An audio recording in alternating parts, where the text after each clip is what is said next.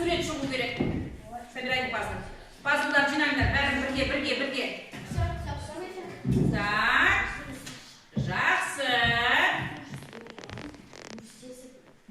Сендерде қандай сурет шықты? Қандай сурет шықты? Дұрыс. Пайда болды. Кәне? Көмектесеміз. Жақсы. Бірінші топ. Қандай сурет? Хан шатыр. Ештеңе етпейді. Сендердің топтарының аты хан шатыр болады. Орындарында отыра беріңіз. Сидетін емес. Так, сендердікі? Ақ орда. Екінші топ ақ орда деп аталады. Сендердікі? Бәйтерек. Үшінші топ бәйтерек тобы. Тамаша. Енді сонымен ақ орда, хан шатыр, ақ орда, бәйтерек. Бұлар қай қалада орналасқан? Қайда? Астана қаласында. Ал неге Астана қаласында деп ойлайсыңдар? Неге Астанамен бізге қайтып отыр? Бүгінгі сабағымыз қалай болады екен сонымен? Бүгінгі сабақ қалай басталады? Астана, иә? Астана деп аталады. Сонымен бүгінгі біздің сабағымыз Астана менің мақтанышым, елімнің мақтанышы деп аталады. Балалар, тақтаға қараймыз. Бүгінгі сабақтың мақсатында біз сіздермен мәтіннің мазмұнын негізінде шынайы өмірмен байланыстырып жауап береміз. Тірек сөздерге сүйеніп сюжетті суреттердің желісі бойынша әңгіме құрастырамыз, тыңдаймыз сіздер. Тақырыбы мен негізгі ойды анықтайтын жаңа жалпы есімдерді табамыз. Сабақтарыңа сәттілік, жақсылап жұмыс істеңдер. Сабақты кім қандай баға алады? 10 балл ма, 9 балл ма, 8 балл ма? Оны мына қағазға толтырасыңдар. Раздайте, бәрі қайсына беріңдер, бір-біреуінен. Қаратыңдар. Каждый. Всех? Бәрінде бар ма? Так, енді мына жерге аттарын жазасыңдар. Например, Даша деп, иә? Бірінші тапсырмадан максималды баллы, ең үлкен балл 3 балл. Жақсы жауап берсеңдер 3 балл аласыңдар. Орташа жауап берсеңдер 2 балл аласыңдар. Нашар жауап берсеңдер 1 балл аласыңдар. Білдіңдер ме? Сондықтан мына жерге, например, Давид 3 балл ма? 3 баллды кубқа аласыңдар. Солай, содан кейін қосып, и сабақтың соңында 10 ұпайды алу керек. Түсінікті ғой?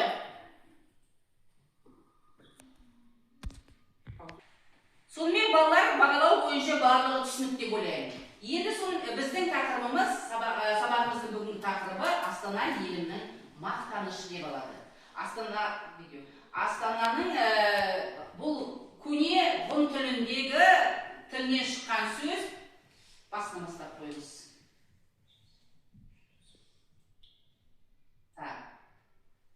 Астана қаласының тарихы. Тыңдаймыз.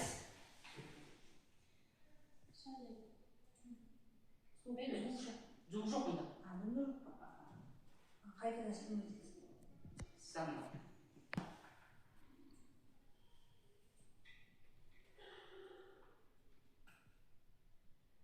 Сәлем балалар дейді. Ерте заманда Есіл өзенінің бойында Бозақ атты көне қала болған. Одан кейін 1930 жылы Ақмола бекінісі салынған. 1961 жылы қала Целиноград деп аталған. 1997 жылы қала ресми түрде Астана деп аталды. Бүгін Астана келбетті, көрікті, дамыған, үлкен, әдемі қала. Бұл қазақ Астананың қысқаша тарихы. Ғұн тілінде ақ, батыс, мола, қамал дегенді білдіреді. Алдындағы. Ол қамал деген батыстағы қамал дегенді білдіреді. Значит, крепость на западе деген сөз. Батыстағы қамал. Астананың тарихы туралы өттік, жаңағы сендерде видео мультфильмнің көрдіңдер. Енді сендерге сұрақ. Алдарында мындай сұрақтар жатыр. Алдарында сұрақтар бар. Міне ой түрткі деген сұрақ. Мана ашыңдар. Осы сұраққа маған тез-тез жауап бересіңдер. Сонымен қоссаңызшы. Жоға жаңағы. Астана туралы не білесің? Астана қандай қала? Ксюша айтшы. Астана қандай қала? Не білесің? Не білесіңдер Астана туралы? Қандай қала екен? Астана әдемі қала ма? Ел әдемі емес па? Пауза. Бірінші сұрақ, Астана туралы не білесіңдер? Астана қандай қала? Әдемі, тамаша. Сосын? Жоқ, қандай қала үшін? Үлкен ме, кішкентай ма? Үлкен қала? Мәдениетті қала. Енді келесі сұрақ. Астана қаласы қай жылдан бастап Қазақстанның астанасы болды? Кім айтады маған? Даша? Ал енді теперь мына қазақша. Бір мың 997. Не будете смелее. Еще раз. 1997 жылы. Жақсы. Енді Астанада қандай ғимараттар, мәдени орындар бар? Не бар? Даша?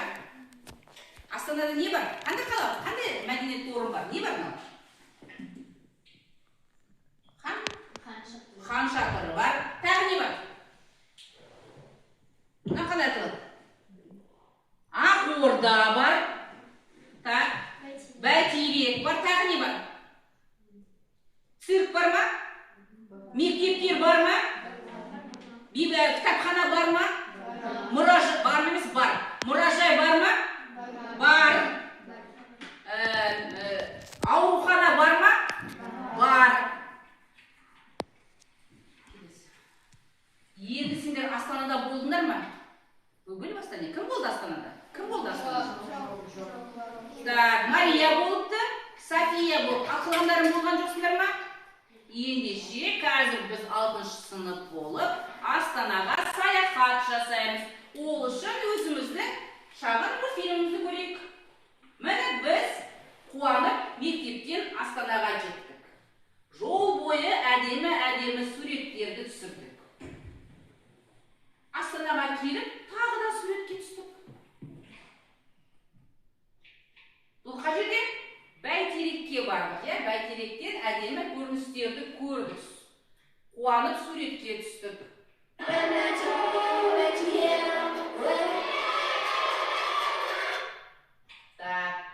Сонымен, балалар, біз Астанаға саяхатқа бардық. Енді бүгінгі сөздіктерді, бүгінгі сабақта қандай бір жаңа сөздер үйренеміз. Алдарында мынандай сөздік жатыр. Бәрінде. Қаратып алыңдар. Әрқайсысын бір-бірінен алыңдар. Мынандай сөздіктері бар алдарында. Қараңдар. Осындай сөздіктері бар.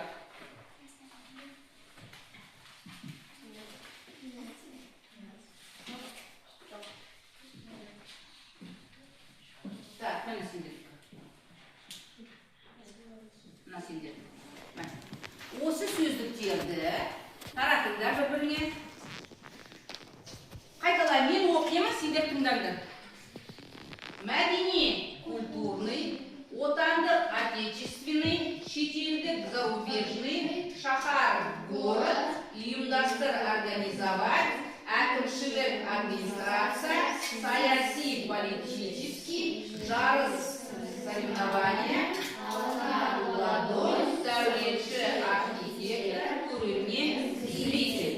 Теперь енді тек қана қазақша оқимыз. Қазақшасын ғана оқимыз. Түсінікті ғой? Так. Всех читаем. Только на қазақстан. Мәдениет. Так, тыныш. Мен айтам, сендер қайталайсыңдар. Жақсы ма? Мәдениет. Отандық. Шетелдік. Шахар. Ұйымдастыр. Әкімшілік. Саяси.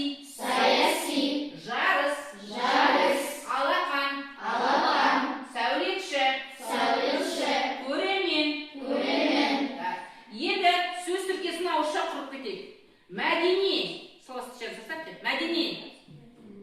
Человек какой? Адам. Мәдени адам. Жақсы. Отандық. Отандық что может быть? Вещь. Мәдени шахар. Жақсы. Тағы не будет қаны? Каждый составьте словосочетание. Мәдени әкімшілік. Дара, керемет. Мәдени әкімшілік. Лера? Шетелдік шахар. Жақсы. Шетелдік шахар. Мария? Оля, давайте кел. Айтыңдар тезіз. Что? Даша? Мәдени көрермен. Тамаша. Сергей? Саяси көрермен. Саяси көрермен. Жарайды болсын. Мәдени шахар. Мәдени шахар. Тамаша. Так, Лера?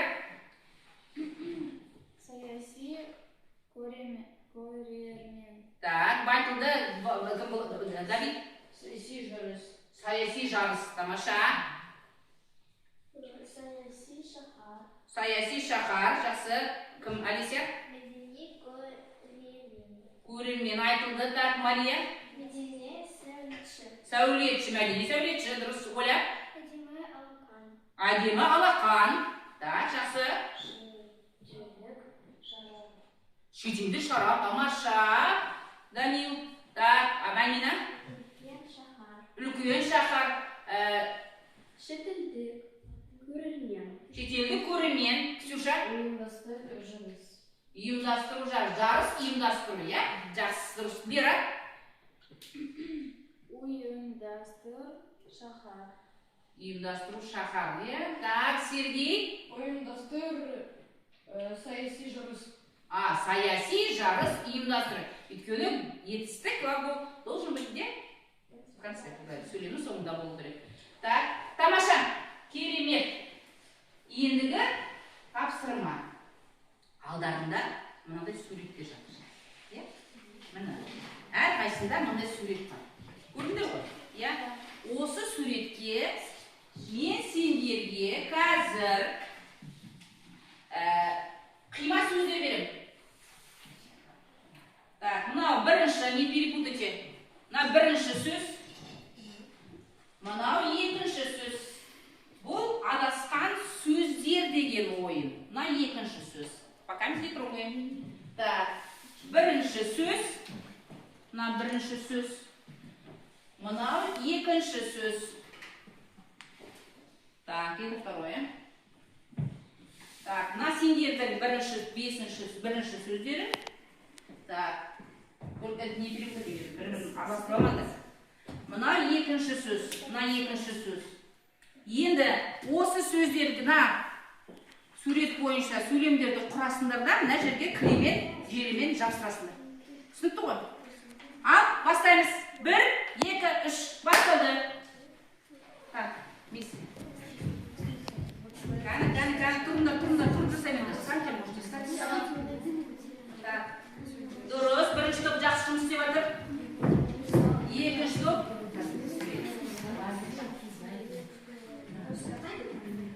Обсуждайте, да, заказывайте. Потом склейте сюда, хорошо, склейте сюда. Значит, жақсыңдар, скотчпен. Ой, немен, клеймен. Потом, даже клеймен жақсырасың, да? Клеймен, мында жақсырасың.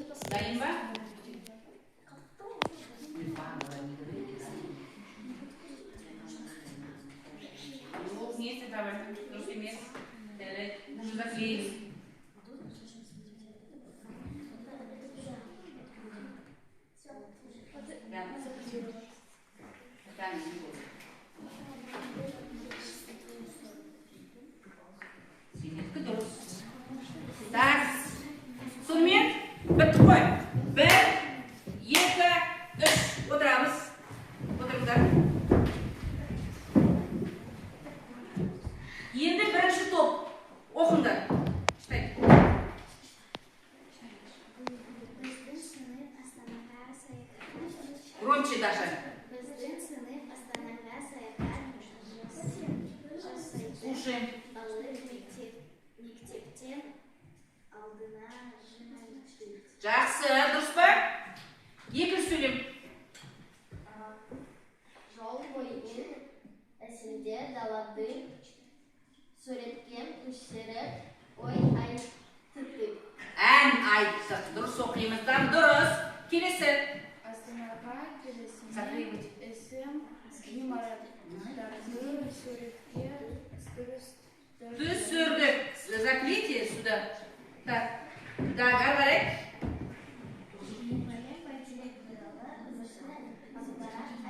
Жақсы, жақсырыңдар, клейлендір. Так, үшінші топ.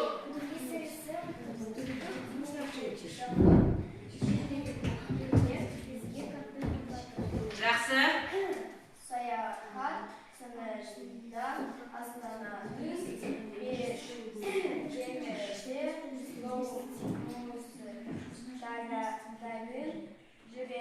Жедік. Тамаша. Болдыңдар ма? Камень қараңдар.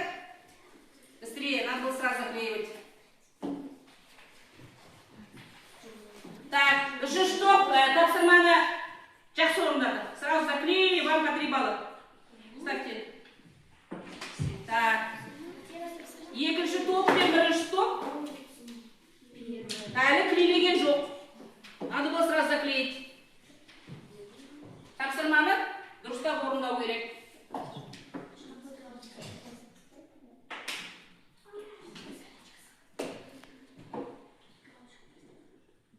Тезірек. Так, дұрыс. Дұрыс. Енді қараңдаршы. Нәтиже жазып тұр. Правильно ответ. Дұрыс жауабы. Біздің сынып, смотрим свой вариант.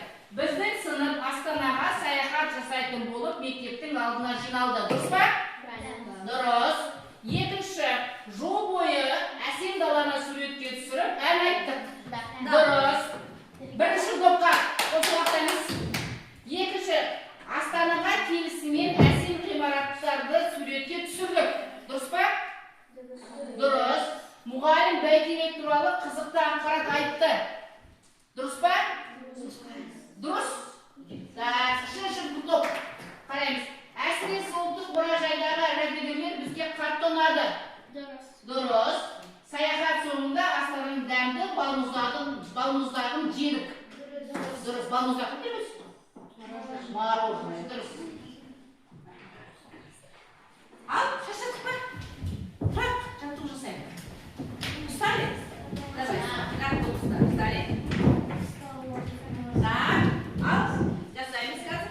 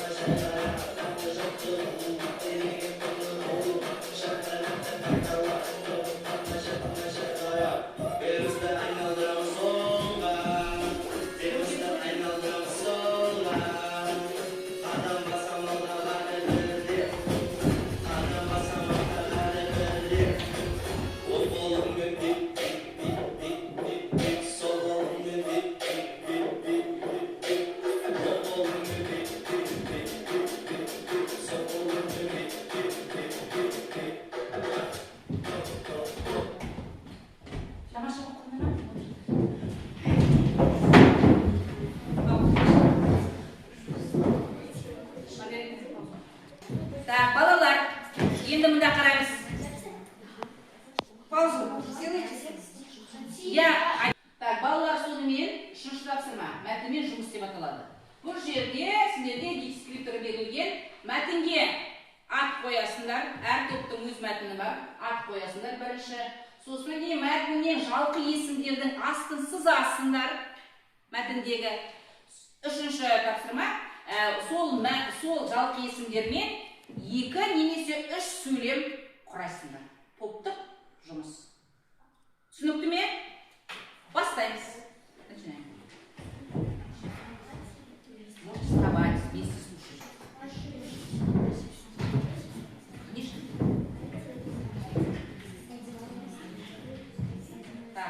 біреуің оқып қалғандарын түсіндіріп отырмын.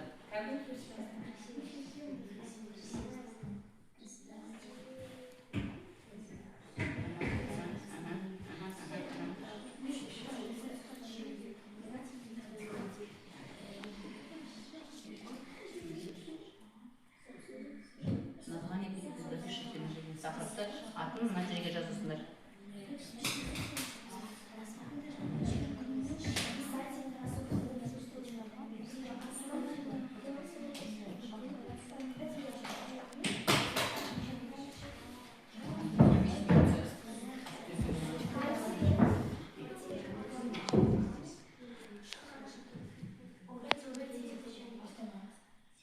Тамаша.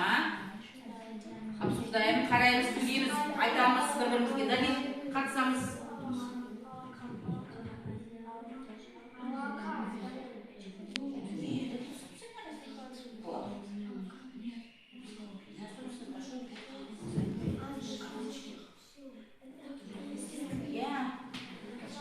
Жалпы есімдер дегеніміз не?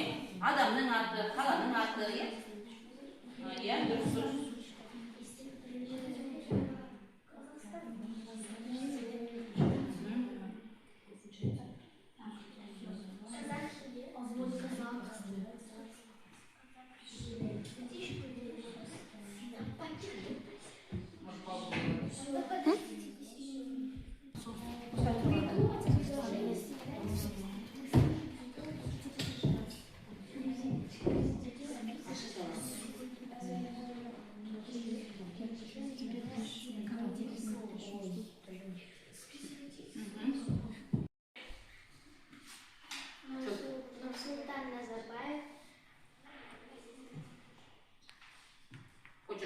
Тұңғыш президент. Так, үшінші.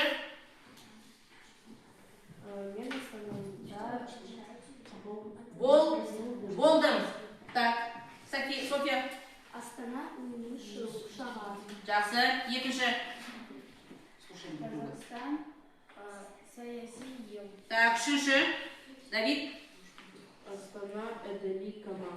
Әдемі қалас. Почерк не может понять, да? Так, әрі жақсы, қаншаты маған ұнайды дейді. Бәйтерек, үлкен кешені. Кешен. Мен Думан автоорманы болдым. Думан орталығында. О деп оқылады, иә, қазақ тілінде. Жақсы. Тамаша орындарында сонымен Астана қандай қала? Астана қандай қала? Ксюша. Әдемі қала. Үлкен ба? Үлкен қала, не будешь, қандай? Әдемі қала. Астана қандай? Қандай Астана? Отандық қала. Арман қала. Шыштоп. Ал енді қараңдар. Астана бұл елорда. Астана тарихи шаһар. Астана сезім қаласы, город чувств. Астана мүмкіндік қаласы. Астана арман қала, Астана бас қала. Үшінші тапсырманы бағалаңдар. Оценивайте. Үшінші тапсырманы. Быстро, тез. Үшінші тапсырманы бағалаймыз. Әні ручка. Третью, да, быстрее. Үшінші тапсырманы бағалаймыз. Бағаладыңдар ма? Енді алдарында төртінші бағалау, ол сендердің бүгінгі сабаққа кім белсенді қатысты, соны бағалау. Бүгінгі сабақта Сергей, біз не үйрендік? Чего мы достигли? Соны бұл жерге белгілейміз. Мысалы, Сергей бір галочка қолдана аламын. Например, Ксюша, түсіндім. Каждый должен здесь ставить свои галочки. Посмотрим, сколько у вас группада 5 адам ғой. 5 адам қандай жетістікке жетісті? Лестница успеха. Соны бағалаймыз. Мына жерге белгілеңдер. Әрқайсың. Имена пишите. Аттарын жазыңдар. Аттарыңды жазыңдар. Аттарын жазыңдар. Где твое имя? Здесь или здесь, или здесь? Имя.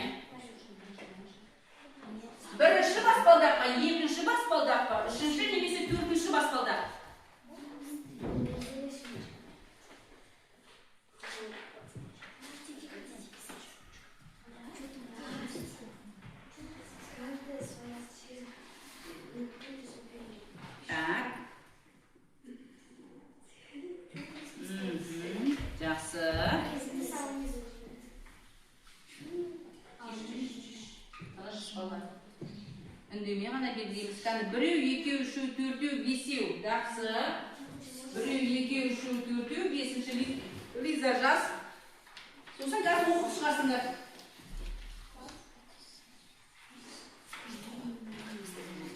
Ал, кім? Даша. Возьми, Даша, Даша оқышы. Бірінші топ.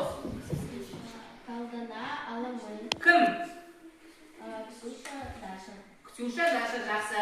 Түсіндім. Түсіндім. Даша, Саша, Сергей. Жақсы. Тамаша. Қапын жіберді. Так, екінші топ.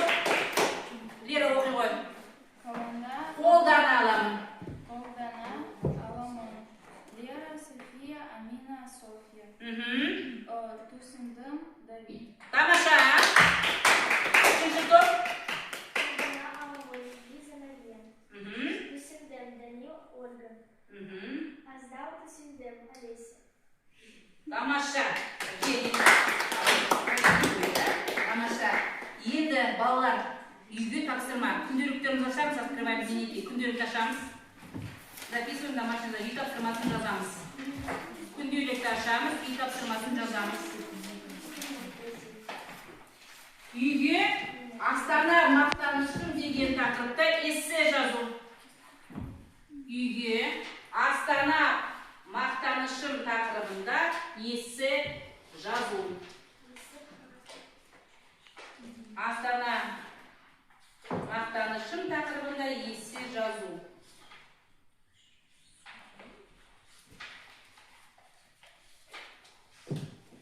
Так, это страница 102-ші бет, 11-ші тапсырма. 100 оқулықтарында 102-ші бет, дескриптор осы жерде көрсетілген эссенің. Эссеге талап, требование эссе мына жерде жазылған. Үйге тапсырма. 102-ші бет, 11-ші тапсырма. Эссе. Астана мақтанышым. Үй тапсырмасы түсінікті ме? Домашний задание понятно? Да. Так, жақсы. Сонымен тұрамыз. Бүгін сабағымыз аяқталды. Енді бүгінгі жұмысқа жақсы қатыстыңдар. Әлі де сабаққа үйренетіндерің әлі де алда көп. Бірақ бүгінгі сабақты бағалап кетейік. Бағалау парағын санадыңдар ғой ұпайларын қанша екенін. Кім маған айтты? Даша айтты ғой? 10 ұпай. 10 ұпай. 8 ұпай. 8 ұпай. 8 ұпай. Сколько? Неше ұпай сенде? 9. 9 ұпай депті Саша. Ал көреміз. 9 ұпай. 9 ұпай. 10 ұпай. 10. 9 ұпай. 10 ұпай. 10 ұпай. 10 ұпай. 9 ұпай. Так, жақсы. Сендер өздеріңді бағаладыңдар. Но оценивание, конечно, бағаладым мен ғой. Ол үшін сендер маған бүгінгі жасаған тапсырмаларын тапсырасыңдар. Сабаққа белсенділіктерімді мен жақсы көрдім. Кім белсенді болды, кім белсенді болмады. Соның бәрін ескере отырып, бағаларымды білім алға қоямын. Сабақ аяқталды. Сабаққа қатысқандарың үшін рахмет. Тұрамыз.